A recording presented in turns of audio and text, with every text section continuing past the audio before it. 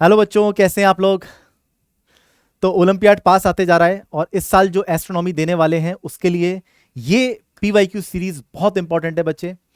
Physics और maths की तैयारी आप लोगों की हो गई है और इस सीरीज से आपको पूरे एस्ट्रोनॉमी का फ्लेवर मिल रहा है कि अलग अलग ईयर्स में किस तरह के क्वेश्चंस आए हैं, क्या चीज रिपीट हो रही है और क्या कॉन्सेप्ट्स आपको याद रखने हैं जो आपको इस एग्जाम में भी हेल्प कर सकते हैं कमिंग 23 नवंबर को। तो चलिए 2019 के पेपर में देखते हैं एस्ट्रोनॉमी के किस तरह के क्वेश्चंस आए थे। स्टार्ट करें, चलिए। The date on which the earth is at the minimum distance from the sun is around. अब ये बच्चे याद रखना है आपको, ये जो हमारी ऑर्बिट होती है वो इलिप्टिकल होती है। तो सन से जो क्लोजेस्ट डिस्टेंस होता है, मतलब ये जो पॉइंट होता है पेरिजी, इस पर अर्थ कब होती है, और फारदेस्ट पॉइंट जिसको हम लोग एपोजी कहते हैं, पेरिहिलियन एपोजी, ये हमारे पास जो पॉइंट होता है ये हमारे पास कब होता है, 3 जनवरी को। अर्थ हमारे पास सन के क्लोजेस्ट होती है 3 जनवरी को और फारदेस्ट पॉइंट पर होती है 4 जुलाई को। सही है।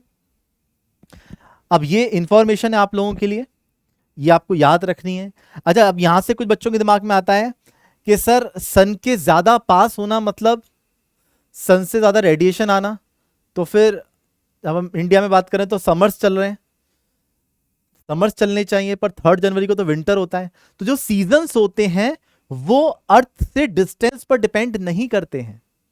सीजन्स जो बदलते हैं विंटर और समर्स, ये अर्थ की एक्सिस टिल्ट होने की वजह से होते हैं। इसलिए पूरे अर्थ पर एक साथ विंटर और एक साथ समर्स भी नहीं होते हैं। आप देख रहे हो यहां पर 3 जनवरी के आसपास यहां इंडिया में हमारे पास विंटर्स चल रहे होते हैं और सदर्न हेमिस्फीयर में उस समय समर्स चल रहे होते हैं। ठीक है ना। तो 4 जुलाई को हमारे पास सबसे फारदेस्ट पॉइंट पर होती है, तो ये बात भी आप याद रखेंगे, ये इंपॉर्टेंट है। 4 जुलाई उन्होंने सेकंड ऑप्शन दिया था, बट क्लोजेस्ट पूछा है, दैट इज 3 जनवरी। चलिए अगले क्वेश्चन को देखते हैं, यहां पे क्या कह रहा है। An asteroids closest approach to the sun, that is perihelion point, is 2 astronomical unit and farthest point from the sun, that is aphelion, is 4 astronomical unit. The period of revolution of the asteroid and the eccentricity of the orbit is। ठीक है, तो एक asteroid के बारे में बात चल रही है। लेट्स से एक इलिप्स बना लेते हैं समझने के लिए। इन्होंने बोला है कि पेरिजी पर, पेरिहिलियन पर जो हमारे पास डिस्टेंस है दैट इज 2 AU, और यहां से जो फारदेस्ट पॉइंट है दैट इज एपीहिलियन, इसका जो डिस्टेंस है दैट इज 4 एस्ट्रोनॉमिकल यूनिट। तो हम बोल सकते हैं कि semi major axis, semi major axis, ये टोटल एक्सिस हमारे पास हो गई मेजर एक्सिस 4 + 2 6 एस्ट्रोनॉमिकल यूनिट की, तो सेमी मेजर एक्सिस हो गई 3 एस्ट्रोनॉमिकल यूनिट की, तो इधर भी 3, दैट इज दिस इज 1। तो अगर ये सन है तो फोकस से सेंटर की दूरी हमारे पास कितनी हो जाएगी, अगर हम सेमी मेजर एक्सिस को ए बोल रहे हैं तो दिस इज AE, और ये 1 एस्ट्रोनॉमिकल यूनिट के बराबर हो जाएगा। तो ए की वैल्यू हो गई 3 एस्ट्रोनॉमिकल यूनिट और AE की वैल्यू हो गई 1 एस्ट्रोनॉमिकल यूनिट। तो E की वैल्यू कितनी आ गई, E की वैल्यू आ गई 1 astronomical unit upon 3 astronomical unit, that is 0.33। This is E। तो यहां पर एक ही ऑप्शन है जहां से E की वैल्यू हमारे पास ये आ गई। दूसरा इसने टाइम पीरियड पूछा है, तो टाइम पीरियड अगेन ये तो ग्रेविटेशन से आप सॉल्व कर सकते हैं, ये क्वेश्चन आप इजीली सॉल्व कर सकते थे। चलो पिछला क्वेश्चन तो इंफॉर्मेशन बेस्ड था, हो सकता है बहुत सारे बच्चों को नहीं पता होगा, बट सेकंड क्वेश्चन मैक्सिमम बच्चे कर सकते हैं और करना चाहिए। बेसिक इलिप्स की नॉलेज है और ग्रेविटेशन का पार्ट है, जिसमें यहां पर पूछ रहा है टाइम पीरियड आपको पता होना चाहिए। Time period is equal to 4πA³ upon GM। ये हमारे पास T² is proportional to A³। अब हमें अर्थ का टाइम पीरियड पता है और अर्थ का हमें सेमी मेजर एक्सिस भी पता है कि हम लोग उसको 1 AU के आसपास ले लेते हैं, तो बस इसको सॉल्व कर लो। तो T फॉर अर्थ का स्क्वायर अपॉन T ऑफ, ये जो भी एस्ट्रॉइड है इसको A लिख दे रहा हूं, इसका स्क्वायर इज, तो हमारे पास अर्थ के लिए सेमी मेजर एक्सिस और इस एस्ट्रॉइड के लिए सेमी मेजर एक्सिस का क्यूब। तो बस यहां से सॉल्व कर लेंगे हम लोग। तो अर्थ के लिए अगर 1 AU है सेमी मेजर एक्सिस, तो इसके लिए कितनी हो जाएगी 3 AU। अब अर्थ के लिए हम एवरेज डिस्टेंस 1 AU लेते हैं, ये आपको याद होना चाहिए। इसका क्यूब कर लेंगे अपन, तो ये 1/3 हो गया, 1/3 मतलब 1/27 हो जाएगा क्यूब करेंगे। तो TA जो आ जाएगा दैट TA का स्क्वायर जो आ जाएगा दैट इज 27, और time of earth, time period of earth होता है 1 ईयर, तो इतना ये आ जाएगा ईयर, 1 ईयर रख देंगे था टाइम ऑफ अर्थ का स्क्वायर। बस इसका अंडर रूट कर देंगे हम लोग, अंडर रूट कर देंगे तो TA आ जाएगा under root of 27 into 1 year. तो अंडर रूट ऑफ 27 वो लगभग हो जाएगा 5.2। तो this will be the right answer. ठीक है, तो ये आप कर सकते थे बहुत इजीली। नेक्स्ट, ओके, यहां पर ये देखना पड़ेगा आपको, ये वाला क्वेश्चन में आपके लिए number of the times the 5th magnitude star is brighter then the 8th magnitude star is. अब यहां पे आपको फॉर्मूला पता होना चाहिए बच्चों। अब जो अपरेंट मैग्नीट्यूड होता है उसका फॉर्मूला हमारे पास होता है ब्राइटनेस का रेशियो। ये है magnitude of the star, apparent magnitude of the star minus 2.5 log of brightness का रेशियो। अब ये फॉर्मूला यहां पर आपको याद होगा तभी आप कर पाएंगे अपरेंट मैग्नीट्यूड का, नहीं तो नहीं कर पाएंगे। तो इस फॉर्मूले को याद कर लें, पिछले पेपर्स में भी आप देखेंगे तो इसका यूज रहा है, तो ये याद रहेगा तो आपके लिए फायदा रहेगा। अब यहाँ पे 5th मैग्नीट्यूड, देखो जितना मैग्नीट्यूड कम होता है उतना ज्यादा ब्राइटर होता है, तो 5th वाला 8th से कितना ब्राइटर है ये पूछ रहा है यहाँ पर। तो यहाँ पर देखिए 5 M2 8 minus 2.5 log of B2 मतलब 5th वाले की, मतलब M2 मतलब 5th वाले की ब्राइटनेस अपॉन B1 मतलब 8th वाले की ब्राइटनेस, इनका रेशियो आ जाएगा यहां से। तो ये आ जाएगा -3 माइनस 2.5, यहां से डिवाइड कर देंगे तो ये हो जाएगा माइनस से माइनस चला जाएगा 3/2.5 log of B2 upon B1। अब ये हो गया 30/25 दैट इज 6/5 दैट इज 1.2। तो हम लिख सकते हैं log of B2 by B1 आ जाएगा 1.2 के अराउंड, और यहां से B2 बाई B1 की वैल्यू हो जाएगी बच्चों 10 की पावर 1.2। अब 10 की पावर 1.2, अब देखो ये पावर 1.2 है तो ये 10 से तो बड़ा होगा, और 20 ये अराउंड हमारे पास ये आ जाएगा 15.85 के अराउंड। और हमारे पास कैलकुलेटर अलाउड है, एस्ट्रोनॉमी के पेपर में कैलकुलेटर अलाउड रहता है, तो आप बेसिक कैलकुलेटर ले जा सकते हैं जो कि प्रोग्रामेबल नहीं होता, तो ये कैलकुलेशन भी आप बहुत फास्ट कर सकते हैं। चलिए, which of the following statement is true for the Saturn and Jupiter? Both rotates faster than the earth. ये बात बिल्कुल सही है बच्चे, both rotates faster than Jupiter earth. ठीक है, देखो इसको आप याद भी रख सकते हैं कि जो हमारे पास टेरेस्ट्रियल प्लैनेट्स होते हैं, टेरेस्ट्रियल प्लैनेट्स क्या होते हैं? जो बने हैं रॉक्स से, मेटल से, ये बने हैं रॉक्स एंड मेटल से। ये कौन कौन से होते हैं हमारे पास? मरकरी और वीनस, अर्थ, मार्स, इनको बोलते हैं टेरेस्ट्रियल प्लैनेट्स। ठीक है, और बाकी जो हमारे पास प्लैनेट्स होते हैं जोवियंस प्लैनेट्स कहलाते हैं वो। अब जोवियन प्लैनेट्स जो होते हैं,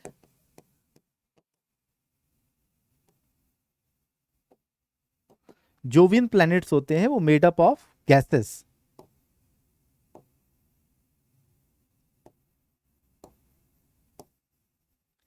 ये गैसेस से बने होते हैं, मेजरली हाइड्रोजन और हीलियम रहता है, तो ये गैसेस से बने हुए होते हैं। तो बाकी सारे गैस जाइंट्स हैं, बड़े बड़े प्लैनेट्स हैं और वो गैसेस से बने हुए हैं।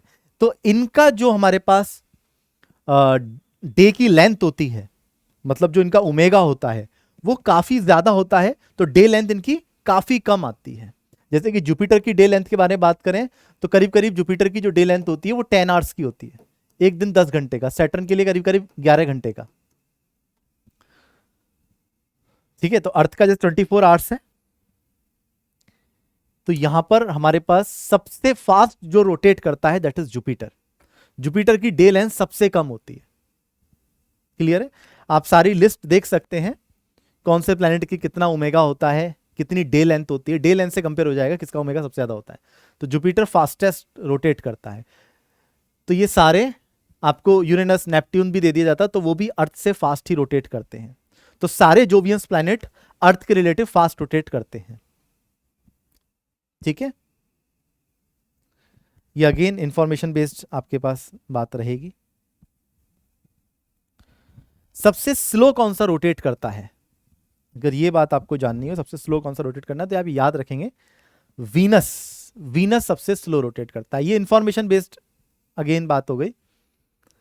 तो वीनस सबसे स्लो रोटेट करता है सारे प्लैनेट्स में से सोलर सिस्टम के। ठीक है, चलिए आगे बढ़ते हैं। Next question, which of the following is true for retrograde motion. तो जो रेट्रोग्रेड मोशन होता है प्लैनेट्स का, मतलब एपरेंट मोशन, अर्थ के रेस्पेक्ट में जो हमें प्लैनेट्स का मोशन दिख रहा होता है अर्थ के रिलेटिव, वो किस वजह से होता है। तो ये बात भी आपको याद रखनी पड़ेगी, that is due to the projection of planets orbit into the sky. तो प्लैनेट्स ऑर्बिट का जो प्रोजेक्शन होता है उसकी वजह से हमें मोशन, रिलेटिव मोशन जो दिख रहा होता है। तो जो फास्ट होते हैं, जो फास्ट चल रहे होते हैं अर्थ से, तो अर्थ के रिलेटिव जब वो ओवरटेक होते हैं तो जो मोशन दिख रहा होता है that is a retrograde motion. तो वीनस का भी दिखता है, मार्स का भी दिखता है अर्थ से। मतलब ऐसा नहीं है कि इंफीरियर या सुपीरियर। सुपीरियर मतलब जो अर्थ के बाद वाले प्लैनेट्स हैं, और इंफीरियर मतलब जो अर्थ से पहले हैं। तो क्या रेट्रोग्रेड मोशन सिर्फ बाद वालों का या पहले वाले का होता है? नहीं, सबका होता है। सबका मोशन हमें रेट्रोग्रेड ही दिखता है अर्थ से। तो उसका रीजन होता है projection of the planets orbit on to the sky. ये बात आपको याद रखनी है, और सभी प्लैनेट शो करते हैं रेट्रोग्रेड मोशन। ओके, तो ये अगेन इंफॉर्मेशन बेस्ड क्वेश्चन था। देखो अभी तक हमने जो क्वेश्चंस करे हैं, पहला क्वेश्चन इंफॉर्मेशन बेस्ड था, बट बहुत ज्यादा इंफॉर्मेशन टफ नहीं है, याद रखनी पड़ेगी आपको। सेकंड क्वेश्चन अगेन ये होना चाहिए था सबसे, ग्रेविटेशन का और बेसिक मैथमेटिक्स का क्वेश्चन है ये, मान लो बस इलिप्स के बारे में आपको इंफॉर्मेशन होती है। ये क्वेश्चन अगेन मैथमेटिकल है, बट ये प्योर एस्ट्रोनॉमी का हो गया, जिसमें आपको एपरेंट मैग्नीट्यूड का रिलेशन पता होना चाहिए ब्राइटनेस के साथ। तो ये क्वेश्चन नहीं होगा। तो मान लो पिछले वाला क्वेश्चन आपसे हो गया, ये वाला क्वेश्चन नहीं हुआ। ये वाला क्वेश्चन अगेन आपको पता होना चाहिए, इंफॉर्मेशन बेस्ड है ये भी इंफॉर्मेशन बेस्ड हो गया। अब ये वाला क्वेश्चन देखिए आप, assuming the radius of the earth to be 6400 kilometre, the distance of the horizon visible from the 180 metre tall building is close to. अब देखो, यदि मान लीजिए ये अर्थ है, ठीक है, इसके ऊपर कोई बिल्डिंग ले लेते हैं हम लोग, जो कि इसने बोला कि 180 मीटर। अब 180 मीटर ऑलमोस्ट नेग्लिजिबल हो जाएगा अगर हम कंपैरेटिव टू द रेडियस देखेंगे। तो यहां से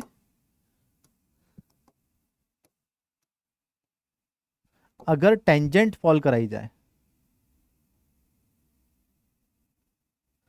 तो ये होरिजन दिख रहा होगा यहां तक। तो ये पूछा रहा है कि 180 metre, let's say this small is delta, इसको मान लेते हैं डेल्टा डिस्टेंस है, this is r and this is also r. ये यहाँ पे 90 डिग्री पे टेंजेंट को कट कर रही होगी रेडियस।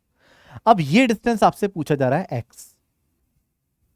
तो सिर्फ इस ट्राइंगल में यहां से अगर नाम दे दें कि ए बी सी, इस ट्राइंगल में आप पाइथागोरस लगा देंगे सीधा सीधा, तो आर प्लस डेल का होल स्क्वायर, ये हो गया हाइपोटेन्यूस, माइनस आर स्क्वायर, क्या ये एक्स स्क्वायर आ जाएगा? एक्स पूछा जा रहा है आपसे।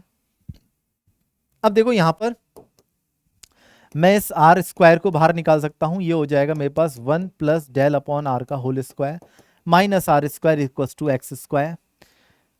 बाइनोमियल अप्रोक्सीमेशन ले रहा हूं, सिंस ये बहुत छोटा है तो बाइनोमियल अप्रोक्सीमेशन ले लेंगे हम लोग, और बाइनोमियल अप्रोक्सीमेशन लेने के बाद ये हो जाएगा r square into 1 plus 2 del by r minus r square equal to x square. अब देखो आर स्क्वायर से आर स्क्वायर कट जाएगा, ये आर स्क्वायर अंदर मल्टीप्लाई होगा, तो एक्स स्क्वायर जो आ जाएगा यहां से, that comes out to be 2 del r। ठीक है, बस यहां से x की वैल्यू आ जाएगी under root of 2 del r। तो 2 del की वैल्यू कितनी है, 180 मीटर्स में है। अब 180 मीटर में है तो इसको किलोमीटर में ही कर लेते हैं, क्योंकि ऑप्शन भी किलोमीटर में पूछ रहा है हमसे। तो 180 अपॉन 1000, ये किलोमीटर में हो गया। रेडियस है 6400 किलोमीटर्स। तो 18 टू 36, 36 का 6 बार आ जाएगा और 64 का 8 बार आ जाएगा, दैट इज 48 किलोमीटर।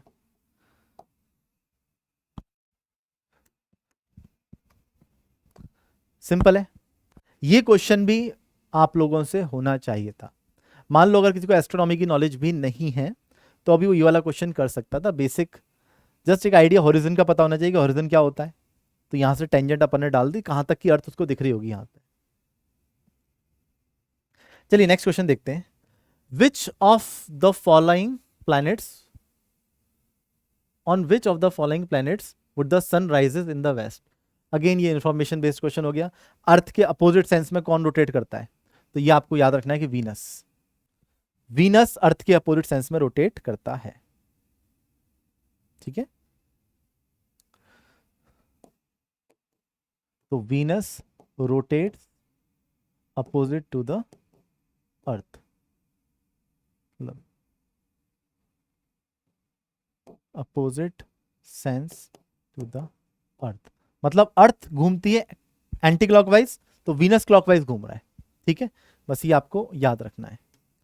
तो वीनस का रोटेशन अपोजिट है, इस वजह से अर्थ पे क्या होता है, ईस्ट से राइज होता है, sun rises from east, sunset on the west. तो वीनस में उल्टा होता है, sun rises from the west and sunset on the east. तो वीनस अपोजिट सेंस में रोटेट कर रहा है, इस वजह से ऐसा होता है। नेक्स्ट क्वेश्चन देखते हैं। A line through the 3 stars of the Orion belt appears to the point towards which of the following stars। तो ये आपको याद रखना है कि ओरियन बेल्ट जो होती है, ये है बच्चे, उसमें 3 स्टार्स होते हैं। तो ओरियन बेल्ट्स में जो 3 स्टार होते हैं, उन 3 स्टार्स के सीध में हमारे पास एक 3 स्टार्स ये पॉइंट कर रहे होते हैं सीरियस स्टार की तरफ। सबने देखा होगा स्काई में 3 स्टार्स कई बार दिखते हैं जो एक बार लाइन में होते हैं, तो वो हमेशा एक स्टार की तरफ पॉइंट कर रहे होते हैं जिसका नाम होता है serious. Point towards which of the following star, that is serious. ठीक है, कहीं से भी ओरियन बेल्ट दिखाई देगी पूरे अर्थ पर, तो वहां से वो 3 ओरियन बेल्ट हमेशा सीरियस की तरफ ही पॉइंट कर रहे होंगे, always. The universe is estimated to be between 10 and 20 billion years old. This estimate is based on the value of the constant। तो कौन से कांस्टेंट पे ये वैल्यू डिपेंड है कि अर्थ की एज कितनी है। तो इसका आंसर होगा बच्चे Hubble constant. Actually it is a measure of how fast earth is expanding, sorry universe is expanding, universe is expanding, कितना तेजी से यूनिवर्स फैल रहा है। ठीक है ना, तो ह्यूबल्स ने ये एक्सप्लेन किया था कि जो टाइम होगा, जो एज ऑफ द यूनिवर्स होगी, that is inverse of Hubble constant. ठीक है ना, तो ये Hubble constant is a measure how fast earth is expanding. तो जितने ज्यादा एक्सपेंड कर जाएगी दैट मीन उतना ज्यादा एज है उसकी, तो हमेशा फैल रहा है, यूनिवर्स एक्सपेंड कर रहा है कंटिन्यूअसली। तो कितना एक्सपेंड कर चुका है उसके बेसिस पर उसकी एज निकाली जाती है। तो ह्यूबल ने वो फॉर्मूला दिया था। क्लियर है क्या? नेक्स्ट ये क्वेश्चन देखेंगे। If the earth is made to rotate in the opposite sense, अब इसको देखिएगा, the length of the solar day will be. अब सोलर डे का मतलब क्या होता है पहले तो ये समझिए। सोलर डे का मतलब, एक होता है साइड रियल डे, एक होता है सोलर डे। अब साइड रियल डे और सोलर डे में क्या डिफरेंस है इसको देखिए एक बार। लेट्स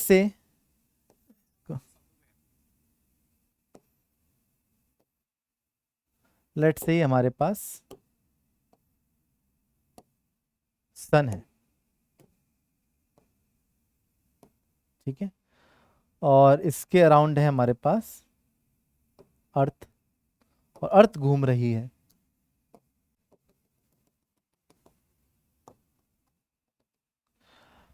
अब सन हमारे पास मान लो एकदम मिड डे पे बात करें, एकदम सन हमारे पीक पर है, तो वापस कितनी देर बाद सन हमारे वापस पीक पर हो जाएगा, ये कहलाता है सोलर डे, ठीक है।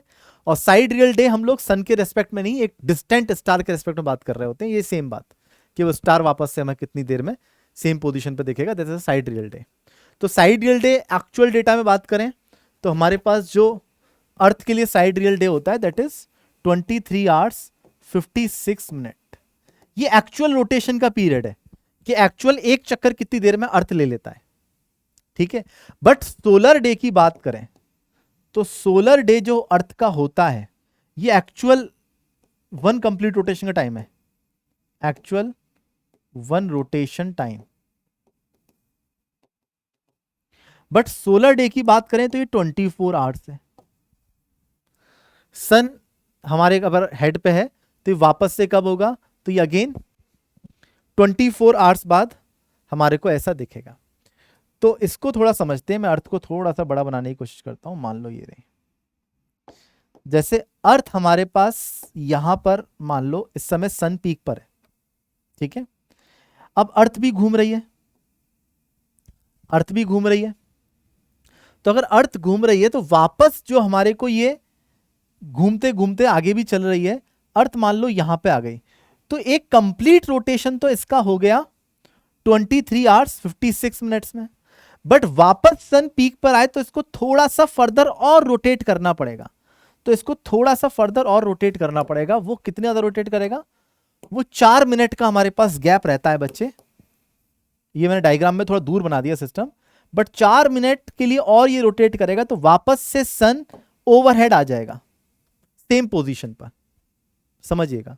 तो अर्थ का एक कंप्लीट रोटेशन तो हुआ, यहां तक हो गया हमारे पास 23 आवर्स 56 मिनट में एक कंप्लीट रोटेशन हो रहा है।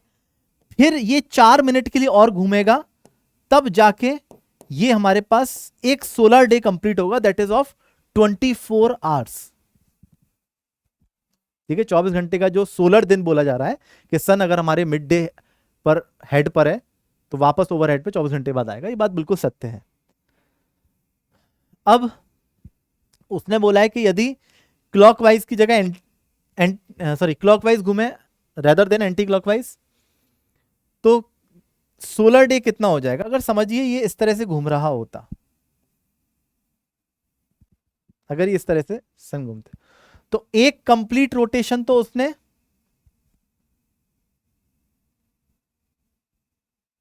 जैसे कि एक कंप्लीट रोटेशन तो उतनी देर में ही कर देगा।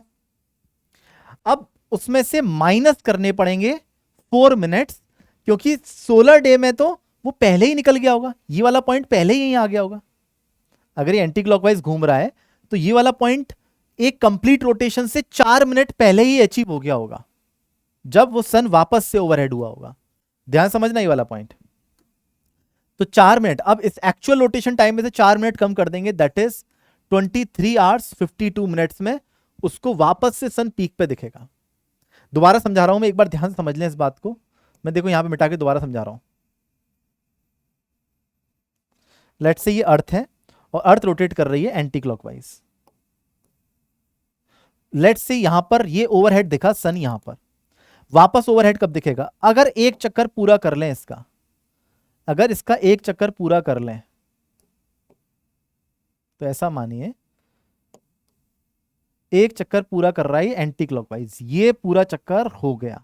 बट अभी सर पीक पे नहीं आया है, सन को पीक पे आने के लिए इस तरफ हमें ओवरहेड आने के लिए और फर्दर घूमना पड़ेगा। तो एक चक्कर लेने के बाद 4 मिनट के लिए और घूमता है, तो एक चक्कर का जो समय है वो ये है, इसमें 4 मिनट ऐड करते हैं तो 24 घंटे आ जाता है। बट अगर मान लीजिए सन क्लॉक मतलब अर्थ जो है क्लॉकवाइज घूमती तो एक चक्कर होता अगेन इतनी देर में ही, परंतु सोलर डे ये जब घूमना शुरू करेगा, ये एक चक्कर लेने से पहले ही ये यहां पर आ जाएगा। कितना मिनट पहले? एक चक्कर होगा यहां तक, इससे थोड़ा पहले ही ये पहुंच चुका होगा, सन वापस ओवरहेड पे आ गया होगा। तो ये एक चक्कर में 4 मिनट अब कम लेना पड़ेगा इसे। जो पहले 4 मिनट ज्यादा ले रहा था वो 4 मिनट कम करना पड़ेगा, तो आंसर आ जाएगा एक्चुअल रोटेशन के टाइम से 4 मिनट कम। ठीक है, तो due to the rotation and revolution वो 4 मिनट का अंतर हमारे पास आता है। तो रिवॉल्यूशन रोटेशन एक साथ हो रहा है, इस वजह से ये 4 मिनट का अंतर आपको समझना पड़ेगा। नेक्स्ट अगले क्वेश्चन में चलते हैं जल्दी से। The pair of the planet that is never visible to the midnight. Obviously जो इंफीरियर प्लैनेट्स होंगे, जैसे कि मान लीजिए सन है, तो हमारे पास जो मरकरी है, जो वीनस है, ये हमें नहीं दिखेंगे अर्थ से। क्यों नहीं दिखेंगे? मिडनाइट पे हम लोग कहीं यहां पे होंगे, ये डार्क रीजन में होंगे, और डार्क रीजन में जो होंगे वो सुपीरियर प्लैनेट्स दिख सकते हैं हमें, जो इंफीरियर प्लैनेट्स होंगे वो नहीं दिखेंगे। तो यहां पे आंसर क्या आ जाएगा? मरकरी एंड वीनस हमें नहीं दिखेंगे यदि हम लोग मिडनाइट में विजिबल करेंगे। मिडनाइट मतलब हम लोग सन से दूसरी साइड पर हैं, तो इधर वाले प्लैनेट नहीं दिखेंगे। ऑब्वियस है।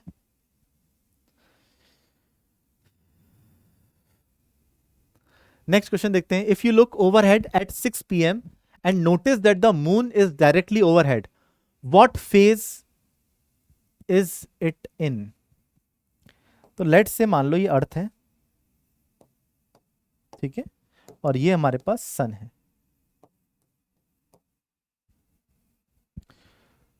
तो 6 PM मतलब सन सेट होने वाला है जस्ट। लेट से मान लो आप यहां पे खड़े हो अर्थ पर, तो सन सेट होने वाला है, दैट मींस सन होगा यहां पर, just about to set.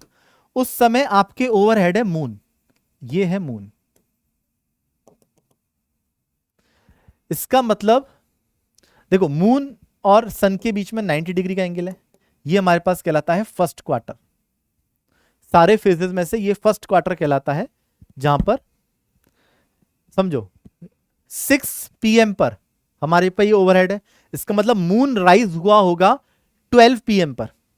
12 PM पर मून राइज हुआ होगा, 6 PM पे ओवरहेड पे आया होगा, और फिर 12 AM पे रात को 12 बजे मून सेट कर जाएगा। ठीक है ना? तो मून राइज और मून सेट वैसे ही समझ सकते हैं जैसे सनराइज सनसेट होता है।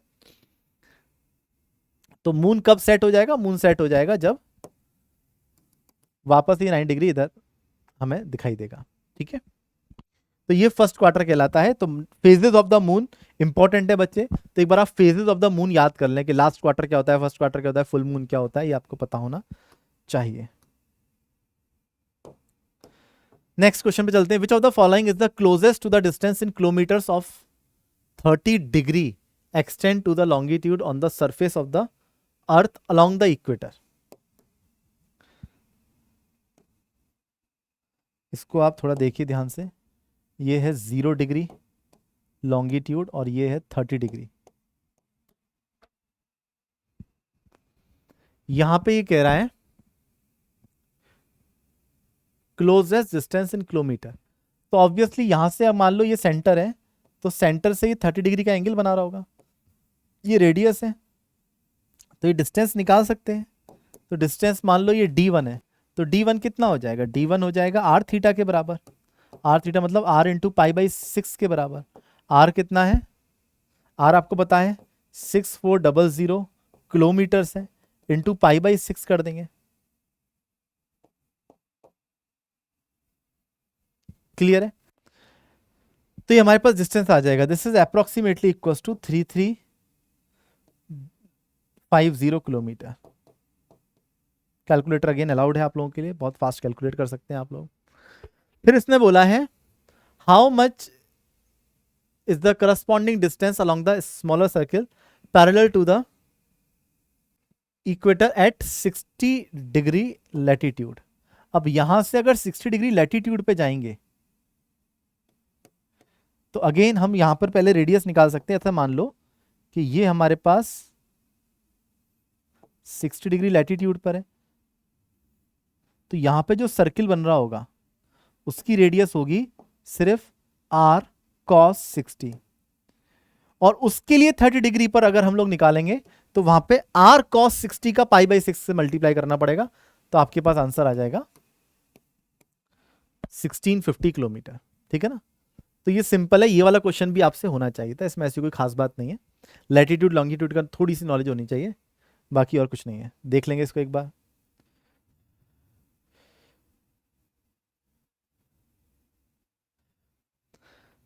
तो लॉन्गिट्यूड और लैटिट्यूड के बारे में क्वेश्चंस काफी आ रहे हैं।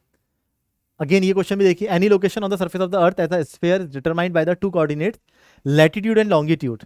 Latitude of the north pole is 90 degree.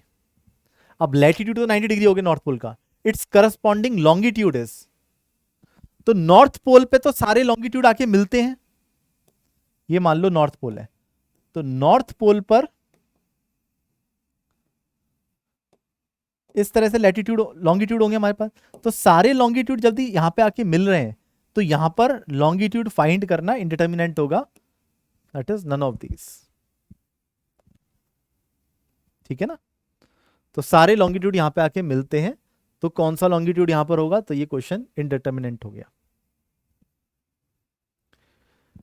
The circle on the celestial sphere along which the declination of the star is measured is known as R circle। तो ये आपको, ये अगेन इंफॉर्मेशन बेस्ड हो गया। ठीक है ना, ये इंफॉर्मेटिव हो गया थोड़ा क्वेश्चन। तो ये R सर्किल क्या होता है, डेक्लिनेशन क्या होता है, ये पूरा मेजरमेंट का पार्ट हो गया, थोड़ा सा कोर एस्ट्रोनॉमी हो गया, ये पढ़ेंगे एस्ट्रोनॉमी में आगे जाके। The definition of the nautical miles, इसको याद रखें, नॉटिकल माइल्स की डेफिनेशन क्या होती है। तो आप समझिए, अर्थ पर कोई भी लॉन्गिट्यूड पकड़ लें अपन, जैसे मान लो यही लॉन्गिट्यूड है हमारे पास, इस लॉन्गिट्यूड पर 1 आर्क मिनट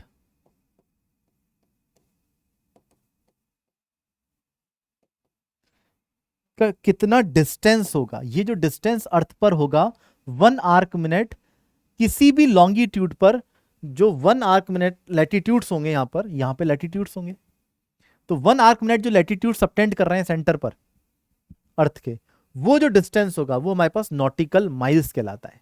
क्या कहलाता है, नॉटिकल माइल्स। और ये डिस्टेंस हमारे पास जो हम माइल्स बोलते हैं उससे ज्यादा होता है, मतलब एक नॉटिकल माइल्स तो बोले हम लोग, तो एक नॉटिकल माइल्स जो होता है वो 1852 मीटर्स के अराउंड होता है। तो definition of the nautical mile is 1 arc minute of a latitude along any line of the longitude. ठीक है ना, तो यहां से हम निकाल सकते हैं। अब ये 1 आर्क मिनट कितना एंगल होता है, तो ऑब्वियसली 1 डिग्री में हमारे पास 60 मिनट्स होते हैं, तो 1 मिनट की बात करेंगे तो ये हो गया 1/60 डिग्री, तो ये एंगल हो गया 1/60 डिग्री की बात कर रहे हैं हम लोग।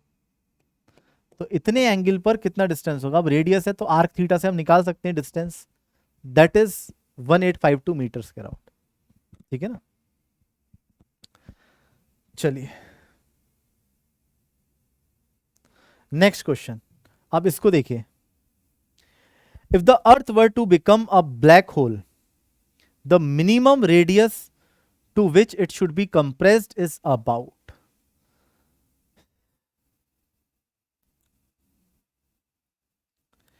अब हमारे पास यहां पर एक फॉर्मूला होता है हमारे पास रेडियस के लिए, जो रिलेटिविटी से आता है, that is 2gm/c²। For a given mass, for a given mass हमारे पास क्या रेडियस होनी चाहिए ब्लैक होल की, ये बताता है। ये है mass of a black whole और ये है radius of the black hole. ठीक है, शिवार्ट्ज़चाइल्ड नाम के एक साइंटिस्ट थे, उन्होंने ये फॉर्मूला दिया था कि रेडियस ऑफ ब्लैक होल कैसे निकाल सकते हैं आप लोग। तो यहां पर इन सारी चीजों की वैल्यू आपको पता है, 2 into 6.67 into 10⁻11। Mass of earth, earth के लिए बताना है अपने को, तो 6 इंटू 10⁻24 kg, ये आपको पता होना चाहिए, upon c square, c the speed of the light, 3 into 10⁸ का होल स्क्वायर। तो इसको आप सॉल्व करेंगे तो आपको पता पड़ेगा जो रेडियस होगी वो approximately is equal to 9 mm आ जाएगा, 8.8 समथिंग आ जाएगा, दैट इज 9 mm। तो अगर अर्थ के मास को 9 mm की रेडियस का अगर एक बॉल बना दी जाए तो ब्लैक होल की तरह बिहेव करेगी। ठीक है, okay. The false statement about planetary configuration is,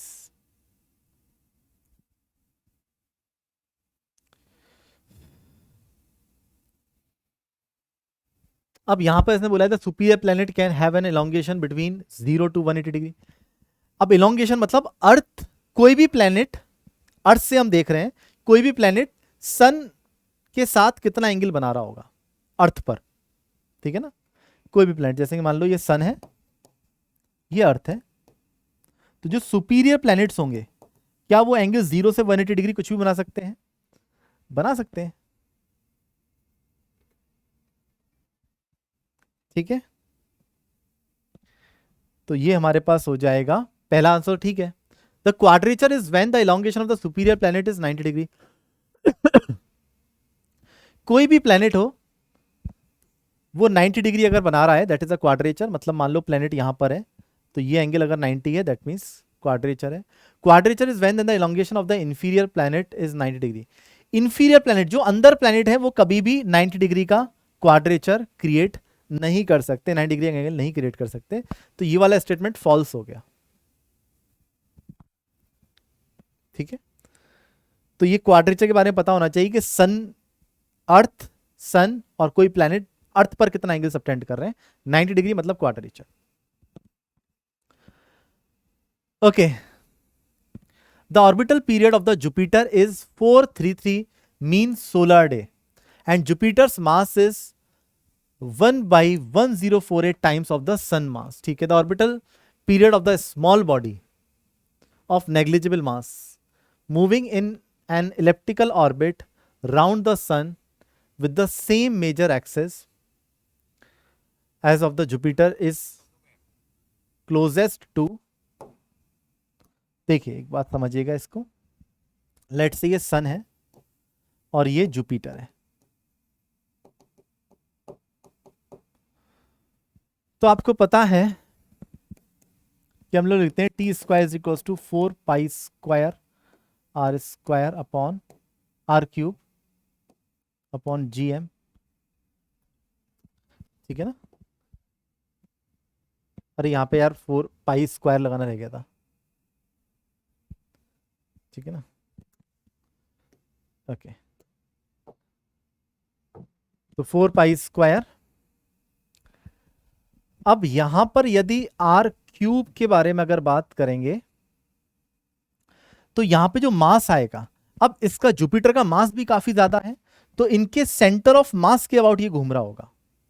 तो सेंटर ऑफ मास में हमें दोनों का मास अकाउंट में लेना पड़ेगा। तो अगर हम जुपिटर के लिए बात करेंगे, लेट से ये हो गया, हम ले लेते हैं जुपिटर। तो जुपिटर के लिए हम बात करेंगे तो यहां पे सेंटर ऑफ मास, हमें टोटल मास यहां पे लेना पड़ेगा। तो लेट से सन का मास हम ले लें m0 और इसका मास है m0 अपॉन 1048। तो टोटल मास अगर हमें m1 प्लस m2 लेना पड़ेगा तो यहां पर ये हो जाएगा हमारे पास 1049 m0 अपॉन 1048। और जो ये स्मॉल बॉडी है ये भी सेम रेडियस में घूम रही है, इसके लिए सिर्फ सन का मास आएगा क्योंकि सेंटर ऑफ मास इसके लिए सन ही होगा, क्योंकि उसका खुद का मास नेग्लिजिबल है। तो अगर इसको डिवाइड कर देंगे हम लोग तो T J square upon T B square is equals to,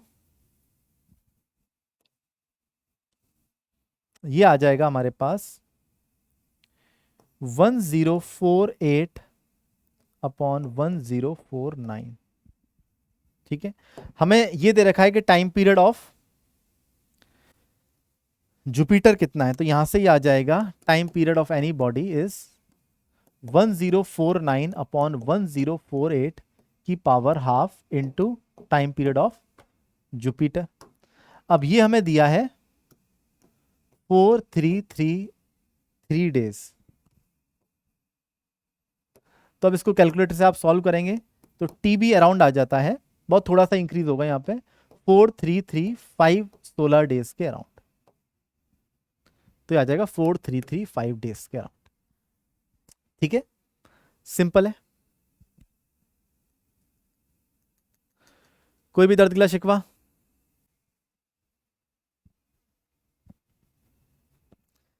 चलिए, तो ये सारे क्वेश्चंस थे एस्ट्रोनॉमी के जो 2019 के पेपर में आए थे। तो ये बातें आपको याद रखनी है बच्चे, ठीक है ना। तो एक पेपर ये सारा देख लें एक बार ढंग से, इसी से आपको बहुत हेल्प मिल जाएगी किस तरह के क्वेश्चंस आ रहे हैं और कितने क्वेश्चंस आप लोग फिजिक्स की मदद से कर सकते हैं, वो इंपॉर्टेंट है, ठीक है ना।